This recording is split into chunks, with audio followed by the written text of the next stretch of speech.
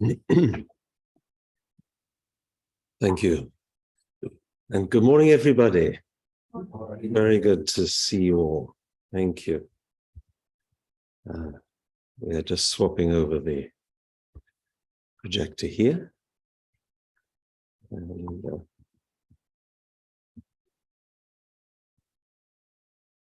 first, I have to say Happy New Year, Lunar New Year today, right? This is the year of the rabbit. So, really a new start today, right? For everybody. And our True Mother recognizes this, has some kind of meeting and some little prayer time and celebration for the new year to really say this is a new start. And she often gives a short message, very often about the animal character of the zodiac, right, in the Orient. And she has called it already the year of the black rabbit. So maybe that's a Korean interpretation, but elsewhere you'll see it referred to as year of the rabbit. Well, rabbits are interesting little creatures, right? And they are quite busy. They're always busy. They might not make a lot of noise, but they're very determined and they're getting on with important things. So, and also not too affected by adversity. They just find a way to make some success. So that's characterizing the year, and also those people who are kind of born in this year, in the 12-year cycle. So anyway, it is very much a new beginning, I feel. Well, my sermon today, it's, to be honest, more of an illustrated talk, if that's okay for you. I'm thinking forward to a big event which we have in May. May the 5th is the opening of the Cheon, this major construction, this palace, this holy temple in Korea, which is something that True Mother has felt very strongly must build in her lifetime to leave as a lasting legacy. And it'll be very significant as the first such temple dedicated really to our Heavenly Parent, built by the True Parents themselves. So it's a significant thing to leave behind, even when they may not be with us physically. So very important for that reason. And I'm calling this little talk, Preparing for the Temple. You know, this is a little bit of a typical scene. Probably human beings for centuries, millennia, have looked out and they see the world this way, don't they? We're standing on the earth and the sky is above us. So this came to have a kind of metaphorical meaning to describe, good things and bad things. There was a kind of division in language and in understanding, and also in practice, between heaven and hell, between, heaven is something up there always, right? And the other place being down there. But that's all metaphor, isn't it? It's not up there and it's not physically down there, but it expresses something. And you know that in the life and religion, there's so much use of metaphor, so much so that I think that metaphor in the actual spiritual world has more meaning. It's not just metaphor. It has some kind of real substance to it. So you get pairs of words develop in the life and religion, such as heaven and earth. Heaven meaning something pure and exalted, earth as meaning something rather cut off from God. It's a reflection of the state of fallen humanity, right? But we attach these words to it. So it comes to represent good and evil. We get words in a more kind of scholarly context. People might call it the sacred and the profane, right? You might kind of understand it in terms of God and Satan, or on high or in the depths below. You get poetic versions in the Old Testament, right? And they used to worship in the Old Testament times. We can't necessarily find these places or what they were like, but they might have been a stone on top of a hill. But you hear reference to the high places, right? Going to the high place. So this is all kind of representing life, which is kind of eternal life there, and death associated with the earth, being exalted or being base. How many more have I got of these? Pure and impure, right? Clean and dirty, you know. Why? Well, have you ever reached up and taken a handful of sky? Sky is an interesting stuff because in a way it doesn't exist, right? We all know the sky, but you can't grab it, right? So, okay, but so it's something very, little bit elusive, and it's very pure and beautiful and a little bit out of reach, but it's there, you know. So it's a wonderful symbol, wonderful metaphor for heaven, isn't it? But the earth, if you stick your hand in the earth, you know it, right? Your hand gets dirty and it's kind of, you know, I want to go and wash now, right? But it's the earth, you know, it gives us the food. It's beautiful. It's God's creation. You know, we could equally say, oh, how beautiful this is. I just want to play with this earth, right? And that's, of course, what kids do. They love that, don't they? So, you know, it's using a kind of layers of meaning and layers of, as we said, metaphor to kind of build up this picture and this kind of language, which becomes quite a real thing in the life of religion. So the process of religious life is very much a purification process. In all religions, it's making offerings to kind of separate out, you know, what is good and what the things that are good we want to have more of, right? And we want to exalt and lift them up. And the things that are not so good, we want to start to get rid of and kind of eventually, you know, even if, you know, you can never undo wrongdoings of the past, but it becomes so insignificant and so outshone and outweighed by good things that it becomes almost irrelevant. You can forget it. And, you know, and when you get the feeling that God is overlooking that as well and not pointing it out, then somehow we're free of those things, aren't we? So life in religion is a life of purification to kind of build up the good things, which I've represented there as little blue dots, and the red dots are the kind of things we want to get rid of, right? And that's associated with earth. The good things are associated with heaven. So eventually, you know, we want the whole world, heaven and earth, to be one. And this should be heaven on earth. That's why our course is quite a difficult one, isn't it? Because still there's a lot of the unwanted, you know, fallen world around, but we're talking about heaven and we're trying to live in heaven. Already in Jesus' time, he expressed it so beautifully. You know, his expression, he says, I am in the world, but not of the world.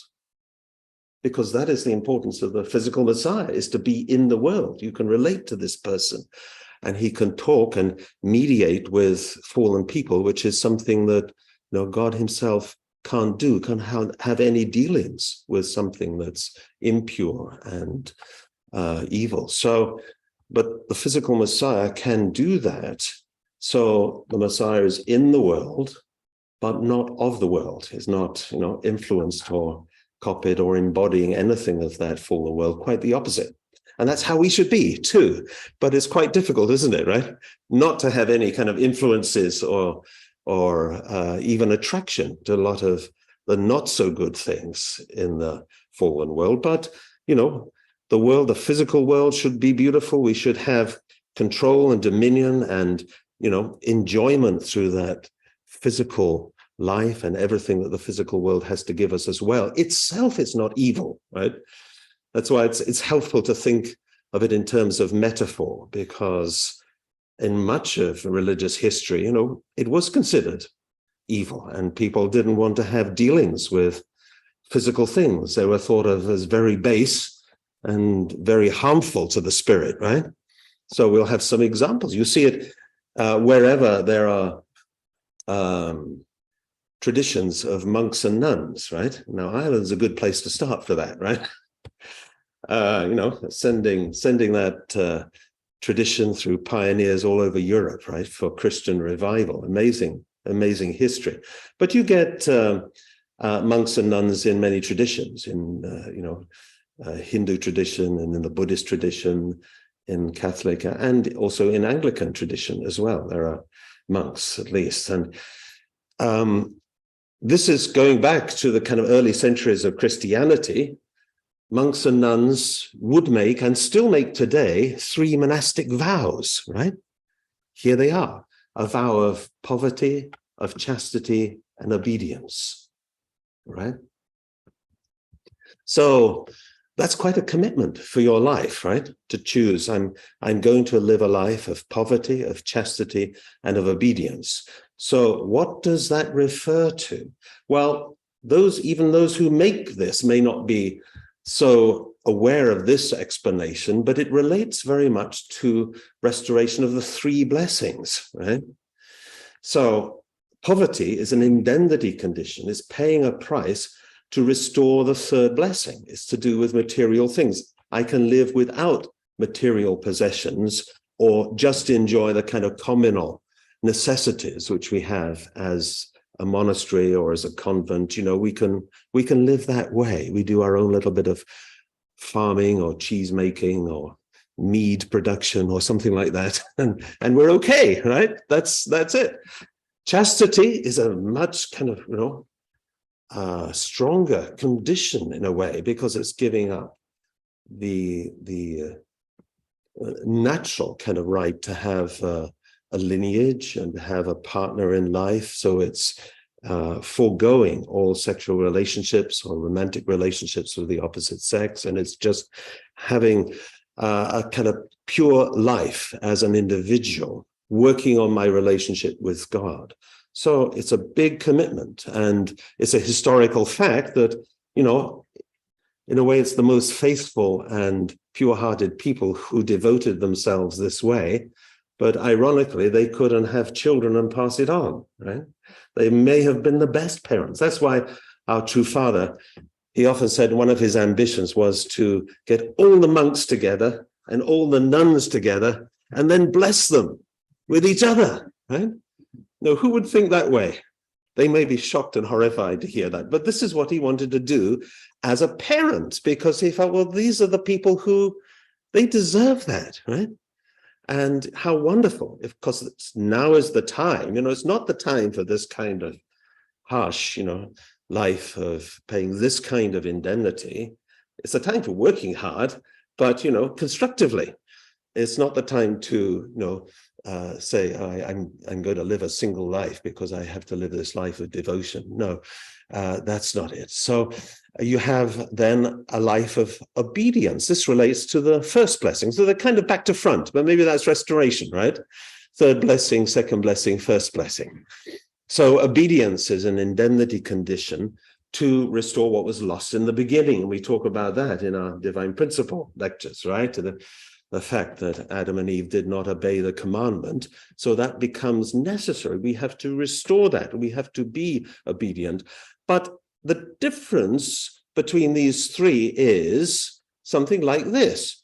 We always should have been obedient, right?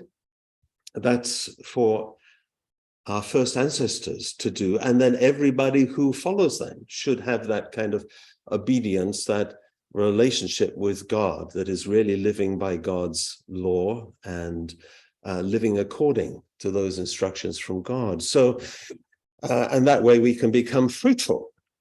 So this is an indemnity condition, but it's something that we should have done originally, right? And we should therefore fulfill it in the proper way. As for this 2nd blessing, well, chastity, that's never God's ideal, right? A true family is God's ideal. So this is giving up that prospect of having a wife or husband and family and making some strong condition of restoration, going the opposite way in that way. And the same for the a vow of poverty. That's also kind of giving up something. And in a way, it's saying, until I sort myself out and my own relationship with God, I'm not really qualified to move on to the next stages. And that's a very powerful, very profound kind of revelation or understanding. Now, practically, of course, in the Christian tradition, most monks and nuns would be saying, well, Jesus was a single person and never married.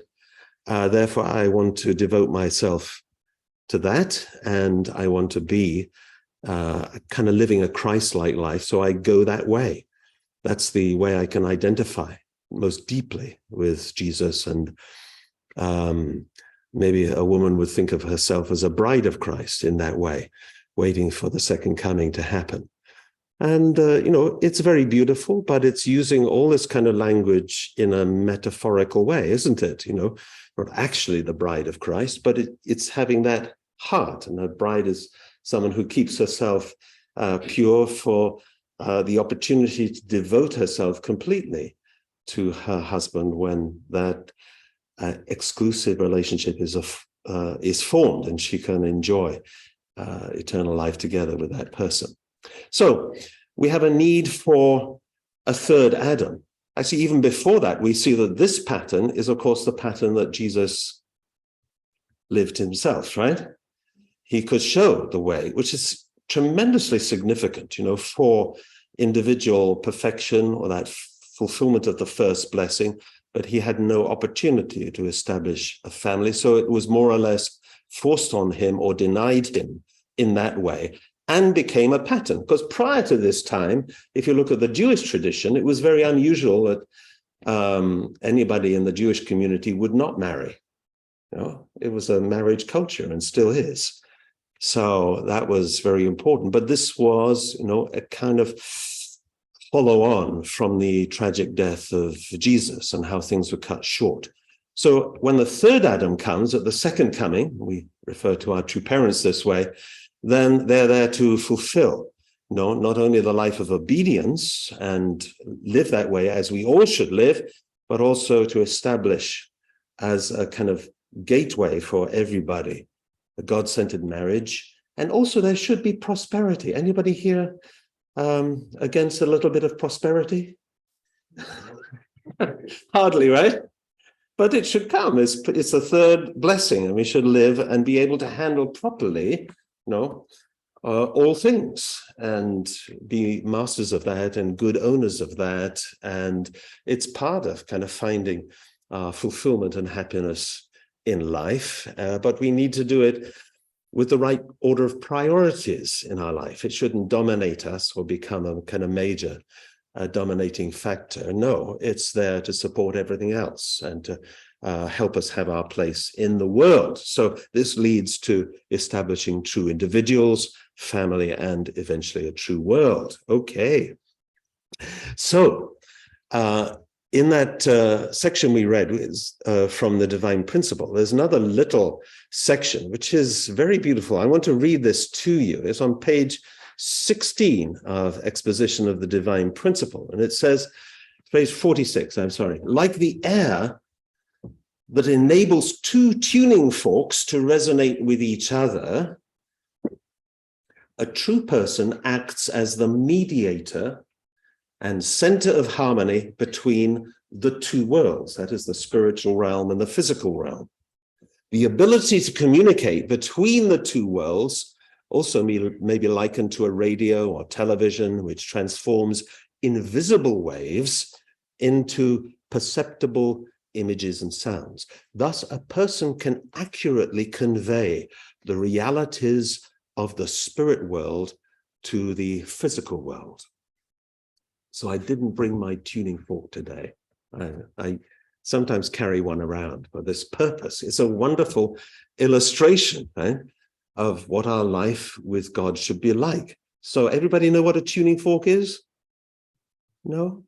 Okay, it's like a metal fork, right, with two prongs or tines, and they're set exact distance apart according to their length to produce a note of a certain pitch. So it's related to the wavelength, the gap between them.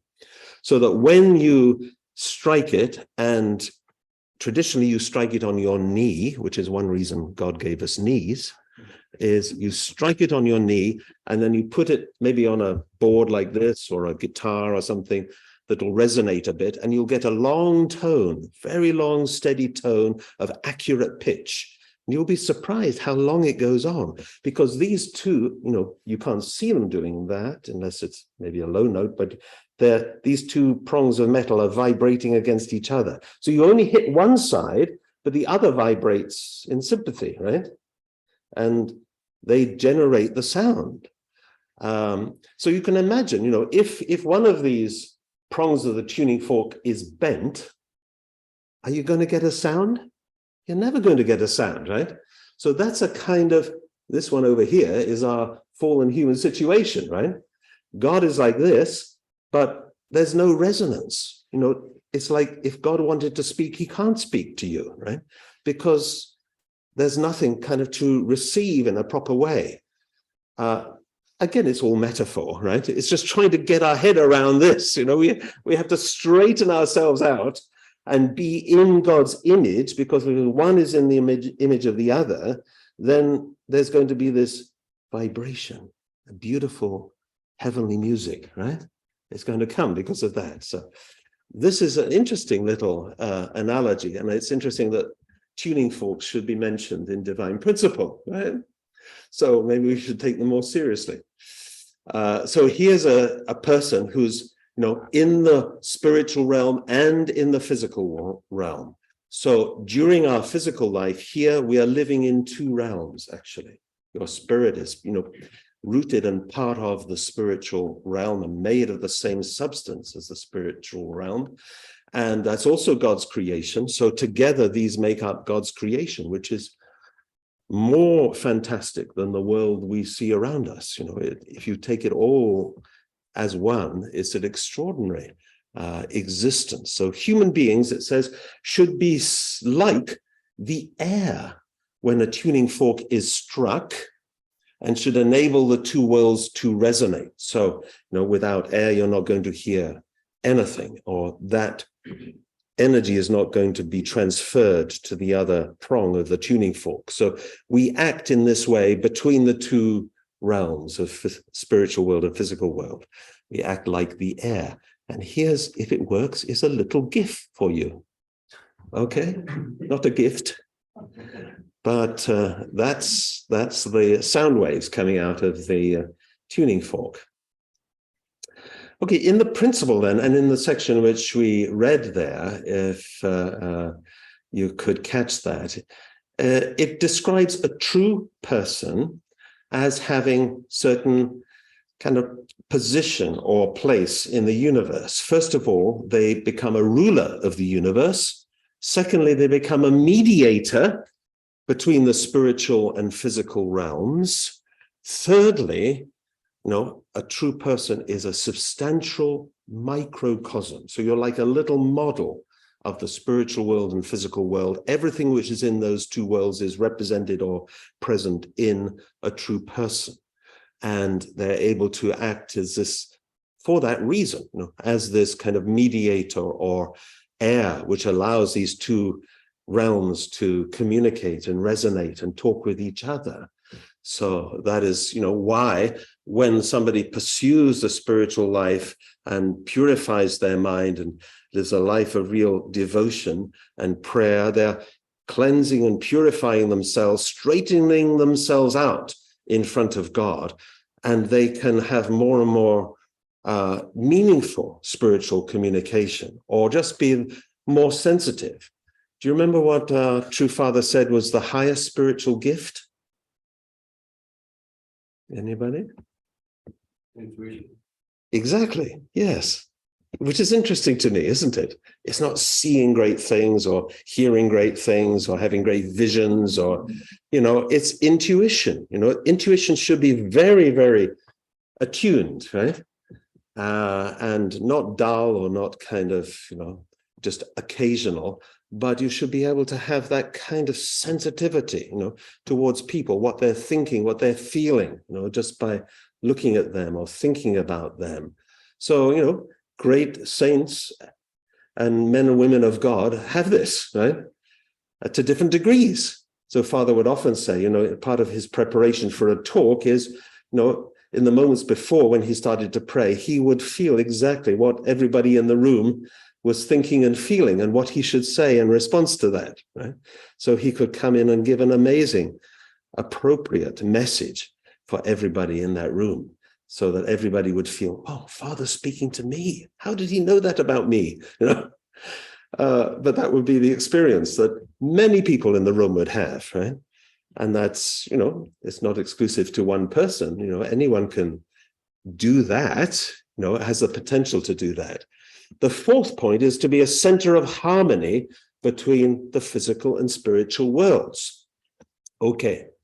There's another kind of important thread of analogy or metaphor through the biblical tradition and our true parents' tradition, and that is to do with the temple. The temple, it says back in Exodus 25, God's voice saying, let them make me a sanctuary that I may dwell among them. And this was the message that came. The Israelites should build a temple. And that became, as you know, the requirement of the succession of kings in the United Kingdom. King Saul didn't build the temple. Therefore, that was part of his failing. David didn't build the temple. Solomon did build the temple. So that was a good aspect, right? Eventually, in the reign of Solomon, it was built, but then he defiled the temple, which is, it's turns everything upside down and ruins that kind of success which he initially had. So I always think that this phrase, let them make me a sanctuary that I may dwell among them, is a little bit of a Kevin Costner reference, right? Do you remember this? If you build it, he will come. Field of Dreams. It's an ancient film now, but it's this kind of philosophy. If you build it, he will come. This was for his father in the film, but the spirit of his father. But anyway, the point is, it's like, if you build the temple, then the Spirit of God will come and be there. Just as if you treat anything as holy, it becomes holy and God's presence is there. Same for this building. It's beautiful to see it getting a little bit of extra love and care because, when you treat something as holy, then it becomes holy.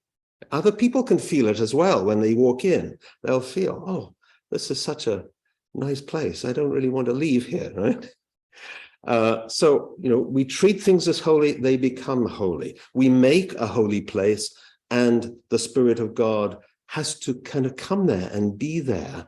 It's not that, God can be contained in any building. This is another interesting kind of paradox. And there was a debate back in the time. You can see these debates amongst people in the Old Testament age, why do we need to build a temple? Because, God doesn't live in a temple. That's not even our philosophy, right?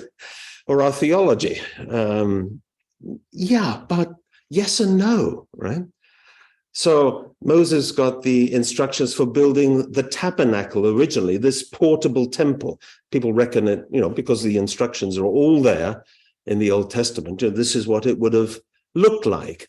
Under the kind of blanket at the back, you've got the most holy place. And inside the ring, which was kind of like a tent that could be set up and taken down and packed away and moved, you have the holy place. So the temple has a holy place and a most holy place. And in the principle, it reveals that this is like a model of the Messiah to come, or a symbol of the Messiah to come. Do you remember that? So it's saying it's a symbolic Messiah. That's a new idea, really, or revelation there, because the Jewish people didn't think of it necessarily that way. They thought of it as a holy place. And indeed, the Spirit of God would come there. Moses would go into the most holy place. And when he had a big question about how to guide the people, God would give him an answer. And he'd come out and through Aaron, he would tell everybody about this. So he received God's guidance in there. So it was the case that that was the most holy place where he could enter and be in God's presence. And holy items were kept there, such as the Ark of the Covenant with the 2 tablets of stone with the 10 Commandments and Aaron's rod, and these things were there. And what about other people? It was an awesome place, because a really holy place is, awesome. There's a lot of amazing power associated with that. And if you're not really pure-hearted and pure-minded, do you want to just rush in there? Ooh, no, thank you. So when the temple was built, it was along those lines, this is a model as well, actually, but it was along those same lines. It was the same kind of concept there. It just becomes rooted in one place, more substantial, more beautiful, more permanent. And that was erected eventually, as we said, by Solomon. It was destroyed and it was built again. So the temple in Jerusalem would have looked like that at the time of Jesus. Okay? And it had there, again, its most holy place. You know some of these stories associated with the most holy place, that only the high priest could go in there, and only once a year. So what they did was, when the high priest went in that most holy place, they tied a rope around his ankle. You can imagine why. It was in case, God forbid, he should die when he was in there. Nobody else could come in and get him, so they would just pull him out, right? Really, this was their thinking, right? Because nobody wants to go in there, because you're in the presence of God, right? What's going to happen to me? I'll shrivel up and become a little, like a raisin or something. Goodness me. So, but that was creating, of course, in the center of their, religious experience as a people of faith, this kind of reality that God was there in the midst. And, God forbid anybody who would break that law and go in or rush in there, they would be struck down somehow. So even you had to make preparations and purification process to go in the holy place. And you had to make offerings there, and the priest would help you, etc., etc. So, this was restored about 15 to 20 years before Jesus was born. It was kind of, put into really nice shape. Right? I would say probably for the coming Messiah, for Jesus' sake. That was the inspiration. And we read a little passage there from the Old Testament. I don't know if you caught that. Did you? I find it difficult to catch everything about a reading when it's being read. It would have been better to have it on the screen. But it's in 1 Samuel, chapter 1, 21 to 28, and Hanna gives Samuel to the Lord. No relation, right? Hanna gives Samuel to the Lord. And her husband, was offering a yearly sacrifice, but and she had been unable to have a child, and she prayed with the priest Eli, and through his prayer and their prayer together, she could conceive a son. Amazingly, then, having had that experience and being granted a son, and having her prayer answered that way, when it came a time for a kind of ceremony, she said, well, she wasn't just going to go to the temple. She was going to wait until she had weaned her baby son, and then she would take him to the temple and offer him there, give him to the temple to be raised within the temple, which is quite something, isn't it, right? When you've longed for this child and, God gives you this child, it might be, human nature to kind of really cling on and be very protective. But she wanted, as a gratitude, as thank you, to offer this child back. That child, of course, became Samuel. This is the one who anointed King Saul as the first king of Israel. So it had that history of being brought up in the temple. So it makes us think, this is not in divine principle, but it makes you think that, well, Jesus also was taken to the temple by his parents. It's called the presentation. And it was a normal practice. You'd take your child at 40 days and it would, like saying, God, this is your child. And it would be a very beautiful experience. And that was where, in the Christmas story, Simeon and Anna meet this child and have a revelation themselves. Their intuition tells them this child is the Messiah, which is an extraordinary intuition, isn't it? Because it's just another baby coming, right? I won't say every baby looks the same, but it's definitely a baby, isn't it? And that's, but they had this feeling, this intuition again, this highest kind of spiritual sense. And it also makes you think that if Hannah could do that with her child, maybe Mary could do that. She knew that this child was the Messiah, was given to her, right? In extraordinary circumstances. Wouldn't that be a candidate for, being raised in the temple and being, offered? It's possible, I don't know, right? But it would have been a very different history if those intuitions and those revelations of Jesus' birth had been picked up on and he'd been protected. He would have had a place in which he could grow and eventually teach. He was already teaching by year 12, right? People in the temple. That's where his parents found him after he was missing. So he had grown up there. He would become a notorious teacher, recognized as the Messiah figure. People from around the world eventually would come and seek counsel and ask questions, and all those answers would be written down. We'd have volumes of kind of Jesus sayings from those times and his pronouncements, but none of that happened, unfortunately, right? Only people wrote down their memories of Jesus some 30 years later, I can't remember what happened, what somebody said last week, let alone but accurately, But, this was a lost opportunity, really. And I think that's what the temple was for, because Jesus kept alive this temple metaphor, even about himself. He was the living temple. So that's entirely accurate. The story is saying, the principle is saying that the temple is a symbolic Messiah, right? So Jesus entered the temple courts and began to drive out those who were selling there. This is towards the end of his life. It's quite a different scene altogether. And he's coming back into Jerusalem. He knows he's going to face his unfair trial and death there. And he sees the temple being, treated in a very unholy way. So he cleanses the temple. That's the polite term for it, but he upturns all the money changers' tables and becomes very angry, obviously getting himself into trouble with authorities because of that.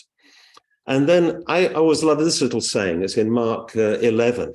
Jesus began to teach them and he declared, "Is it not written, my house will be called a house of prayer for all nations?" Wow. He's defending the temple in that way as a place which should be a house of prayer for all nations. That means not just for Israel, but people coming from all over the world. Already that was happening. That's why there were money changer tables there, right? Because people were visiting this magnificent place from all over the world, but certain people wanted to rip them off a little bit, I think, right? As does happen from time to time, right? So in the principle, a true human being has certain qualities. We looked at those kind of 4 aspects. What I'm going to show you here is a list of how scholars define sacred space. And sacred space is everywhere, right? Every culture, every age has its sacred spaces. I'll show you some pictures just at the end, right? They define sacred space as center or a central point. You could think of a cathedral, you could think of a Native American prayer circle or holy ground. They say it's a meeting point, which is a meeting point between spiritual and physical realms. It's also, according to their analysis, it's a microcosm, which is containing all things. So, you enter a great cathedral and it seems to have, all life is there somehow. And it's a meeting point between something very awesome and, ethereal and heavenly. And also, this is where we come on a Sunday to sing and to meet each other. It also is a place of immanent transcendent presence. This is the kind of almost kind of hard to get your head around reality that God is both with us or in us, and also God is beyond us and is infinite and is, bigger than the universe. So some people worry about, why should God be concerned about little old me? Why should God be concerned? But actually God is concerned about each person and can live and dwell in each person and knows each person. And yet God is also the creator and the, bigger than the universe, is in everywhere and everything. So is transcendent, above everything, and also kind of right there in everything. So what I'm doing here is just to match these two together. On the left, then, sacred space. This is what scholars reckon and how they define sacred space. And that's these points. But we'll see it's absolutely, it's this almost the same language as the principle uses for a true person. Where is that coming? Here we go, right? Center, or it says ruler of the universe. The ruler is the kind of central person, isn't it, in any country or something like that. A meeting point, and also a true person is a mediator. They use the same word, microcosm. It encapsulates everything. So does a true person. And this immanent transcendent presence means it's like a true person as the center of harmony between these two worlds. There's a correlation between these, which is very strong. Why I point this out is that it's not just that the temple is a symbolic Messiah, but actually more than that, it functions in the society like the Messiah is going to function. Are you with me? Right? It has the same kind of function in the society, only when the Messiah comes, it's more real because this is a real person, which is much greater than any physical bit of architecture or temple. But the way the temple works is the way in which the Messiah is going to work. So all that awesomeness which people felt about the temple and how they wanted to be pure when coming in, even into the holy place, and you treat it with such reverence, and you make your offerings there, and you make long journeys to come and pilgrimages to honor God at that temple. All that should be transferred to Jesus, right? So Jesus should live and operate according to the kind of will of the people in that role within Jewish society. They should have this. So the practice of the attending the temple should then all be transferred to the Messiah. It's getting people ready. It's kind of training people. But actually we see that it didn't fulfill its purpose in that way, did it? Which is very tragic in a way. So, in the end, of course, the temple is just a building, but it's preparing people for the coming of the Messiah. So the tabernacle and the temple as a symbolic Messiah or image Messiah is very real because they have a similar function. And that's why symbolic in religion has a lot of meaning, actually. Symbolism has so much meaning. And much of religious practice is some form of symbolism and has meaning, is given meaning in that way. So symbolic is very important in religion. And that's a little bit of a confusion of language, I think, because often in English language, if we say something is symbolic, like a symbolic gesture, is it like it's not so important. It's actually, a bit lightweight, right? It was just a symbolic gesture.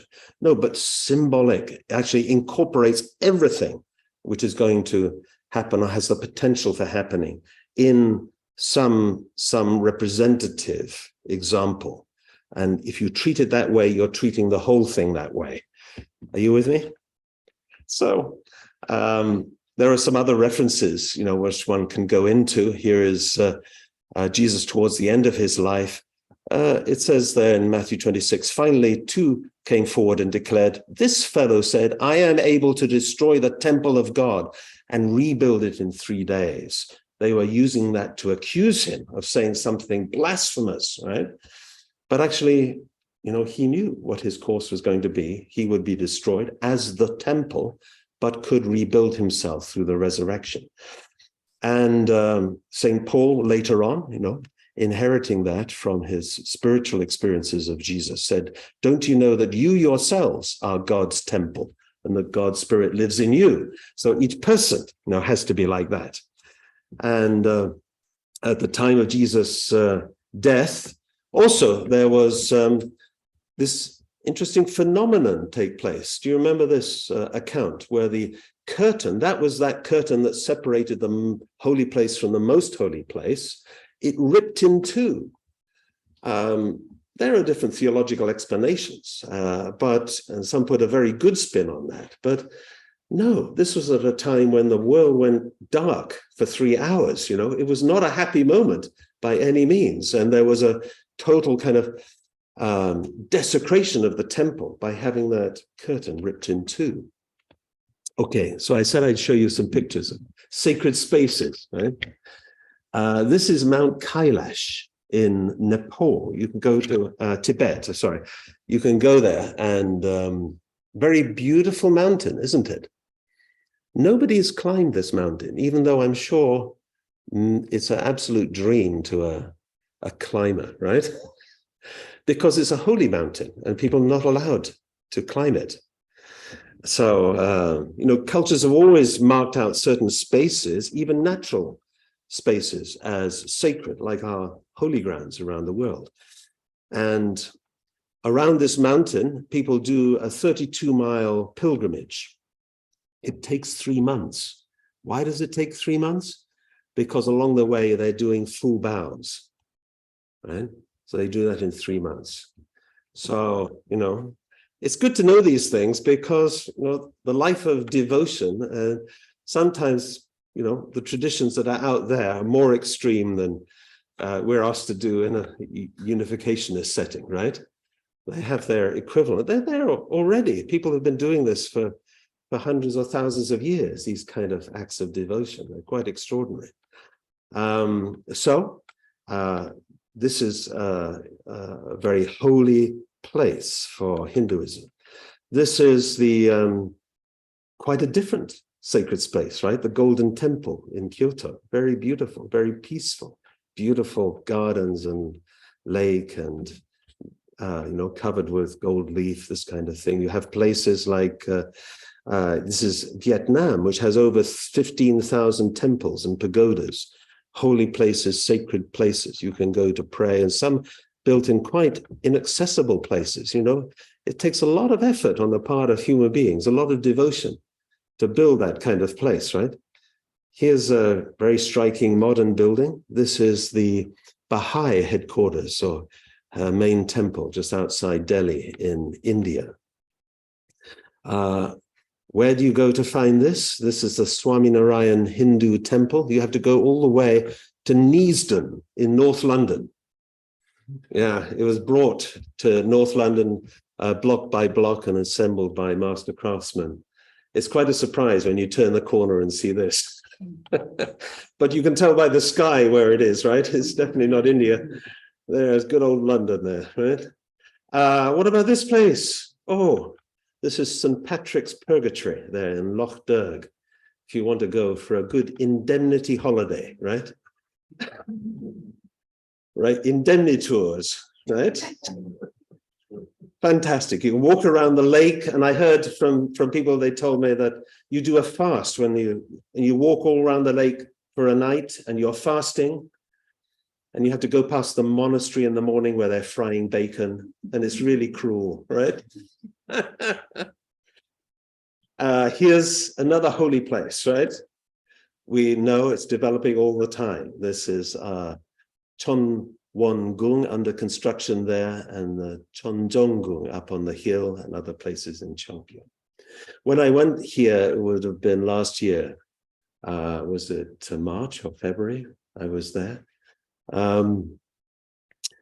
it was under construction. I thought, no, I couldn't really catch why or what was this really about. And I thought, well, this is a place of prayer. I should pray about it, actually.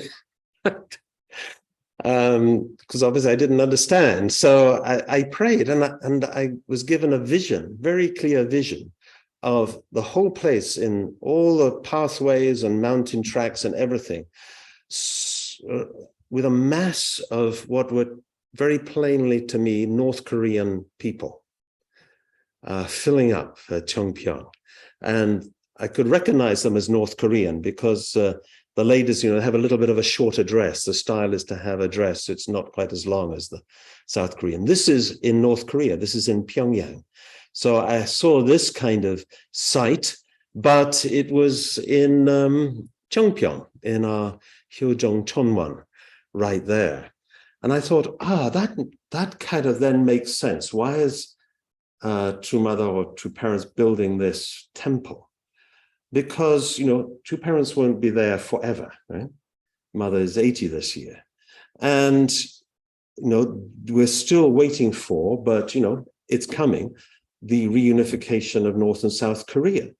That means the kind of long-standing kind of belief and practice that all North Koreans have had about the dear and great leader, etc., in Kim Il-sung and his son and grandson, that will evaporate. The truth will come out about the falsity of that system, right? So what they've depended so much on for it's an atheistic religion, essentially. Where's that going to go? How can that be transferred to receiving True Parents? Because they will be very ready to receive True Parents. The people of North Korea are very pure-hearted, actually. That's what has been used or abused, that quality in them to have their devotion to their dictator leaders. So that has to be transferred to True Parents. But how do they find out about True Parents? And True Parents are not here themselves, right? How do they know? They go to the government and ask, or will the government come to them and tell them? Probably not for a while yet. But if they go to Cheongpyeong and they see the Chonwon-gun, and if they see the museum there and the other facilities, and they see that it's not just a place of extreme kind of just focused on the spirit, but it's also a place with coffee shops and restaurants and, play places for the children, and there's boat trips, and, it's also a place to really enjoy yourself and enjoy the world. And, it's a kind of, in the fullness, a kind of representation of the kind of world of three blessings kind of coming to fruition. Then they can catch very quickly, don't you think? They can catch that so quickly, and it'll all be transferred to them. So this is how it looks today, and it's growing and changing all the time. So, I'm not sure what your kind of understanding has been up to now about this building, and still mine is certainly developing along the way, but I'm very open to understanding that there's much more to this than I catch, initially. It's very important building this place, which will have its own, it's called the Sanctum, which is using that same language from the temple days. Sanctum meaning like holy place.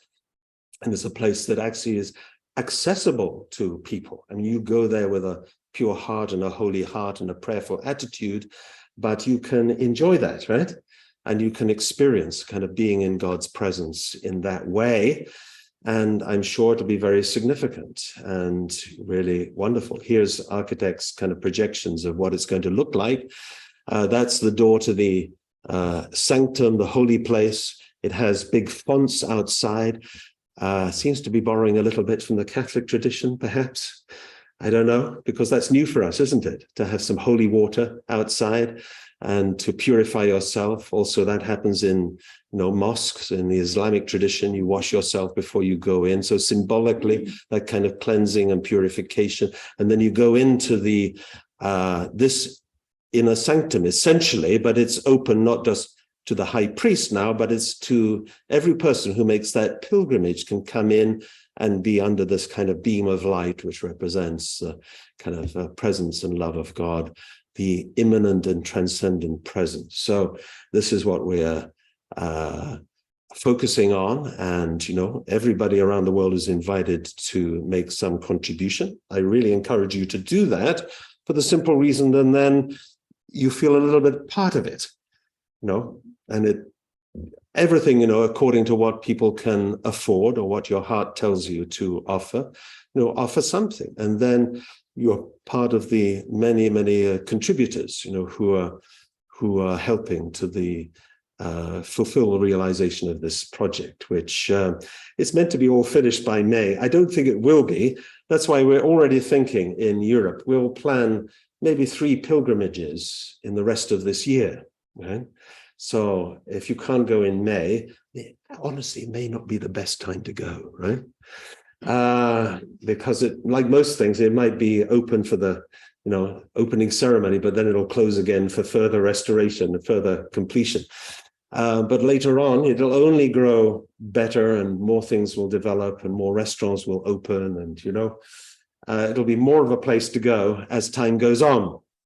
So there will be opportunities from now on, I'm sure, for people to make this as part of the pilgrimage tour to catch the kind of essence of our movement and its history and True Parents' work in Korea. Thank you very much, everybody, for letting me share these things with you this morning. Really appreciate it so much. And please join me in a word of prayer. Our loving Heavenly Parent, we thank you.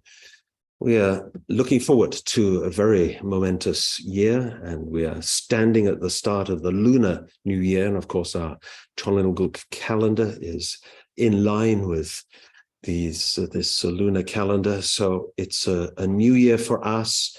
By the 6th day of this first month, it's True Parents' birthday, both born on that same lunar day in the calendar. And we'll be celebrating, we'll have a pledge service, and we'll be doing more besides, Father, to recognize the birthday of the True Parents. And we give thanks. We want to see this project of our True Parents and True Mother in particular come to some glorious fruition. She'll be receiving many international dignitaries and guests for the programs that surround the International Leadership Conference and other Summit Council meetings, etc.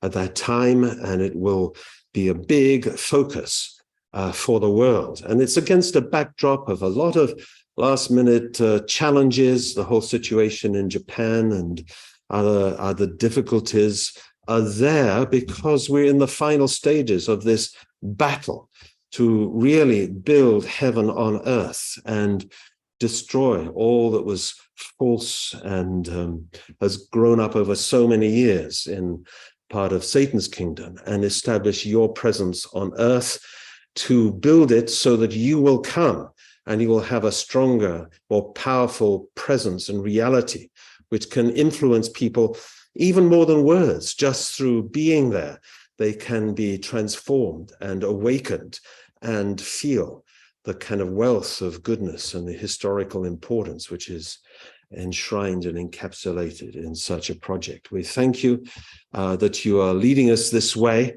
We probably wouldn't do it just by ourselves. We wouldn't have that vision. We wouldn't have that strength and determination. We might be too caught up in everyday difficulties, but you are lifting us out of that with a long-range vision of how to transform this world and make it the dwelling place of God. We thank you, and we want to offer this prayer on behalf of everybody here. I do so in my name, David Hanna of the Essential Family, our Jew.